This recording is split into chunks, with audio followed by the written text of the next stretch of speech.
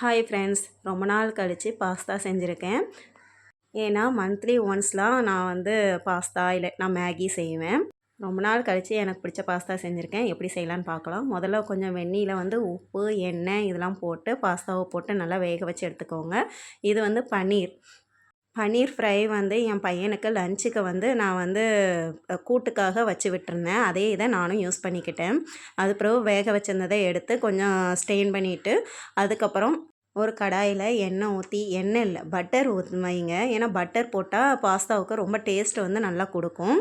Butter போட்டு அதுக்கப்புறம் நான் வெங்காயம் தக்காளிலாம் வெட்டி வச்சுருந்தேன். முதல்ல வெங்காயத்தை நல்லா வதங்க விட்டுட்டு, எனக்கு பாதியாக வதங்கியிருந்தால் தான் ரொம்ப பிடிக்கும். அதனால் அதே மாதிரி தான் செஞ்சேன். உங்களுக்கு நல்லா வதக்கி விடுங்க. நீங்கள் நல்லா பொன்னிறமாக வதக்கி எடுத்தாலும் அதுவும் டேஸ்ட்டாக இருக்கும். அது பிறகு கொஞ்சோண்டு புதினா, கருவேப்பிலை, மல்லி இலை. எனக்கு புதினா நிறைய போட்டால் பிடிக்காது. அதனால் போட்டதில் ஒரு 2 புதினா இலையை எடுத்துட்டேன். அப்புறம் உப்பு போட்டுட்டு அப்புறம் கொஞ்சோண்டு சோயா சாஸ் ஊற்றிக்கிட்டேன். அதுக்கப்புறம் தக்காளி டொமேட்டோ சாஸ் இருந்தாலும் ஊற்றுங்க, அதுவும் டேஸ்ட்டாக இருக்கும். என்கிட்ட இல்லை, அதனால் நான் ஊற்றலை.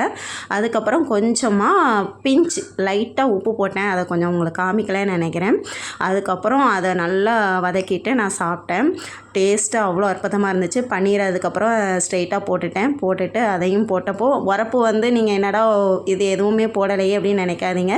ஏன்னா அந்த ஃப்ரை பண்ணதை போடவுமே எனக்கு உரப்பு அதிலேயே இருந்துச்சு. டேஸ்ட்டாக அட்டகாசமாக இருந்துச்சு. நீங்களும் ட்ரை பண்ணி பாருங்கள், நல்லாயிருக்கும். அதே மாதிரி உங்களுக்கு பிடிச்ச மாதிரி நீங்கள் செஞ்சு பாருங்கள். இதே டிஃப்ரெண்ட்டாக செய்யலாம். உங்களுக்கு பிடிச்ச மாதிரி எப்படி செய்யணுமோ நீங்களும் செஞ்சுட்டு எனக்கு கமெண்ட்டில் சொல்லுங்கள் எப்படி செஞ்சீங்கன்னு. பாய் ஃப்ரெண்ட்ஸ், சப்ஸ்கிரைப் பண்ணுங்கள், லைக் பண்ணுங்கள், ஷேர் பண்ணுங்கள். உங்களுக்கு பிடிச்சதை அன்ஹெல்த்தினாலும் என்றைக்காவது ஒரு நாள் சாப்பிட்லாம். அதனால் அந்த இதை அன்ஹெல்த்தின்னு நினைக்காதீங்க. அதுவே உங்களுக்கு ஹெல்த்தி ஆயிரும். ஹெல்த்தின்னு நினச்சாலே ஹெல்த்தி ஆயிரும். Bye friends.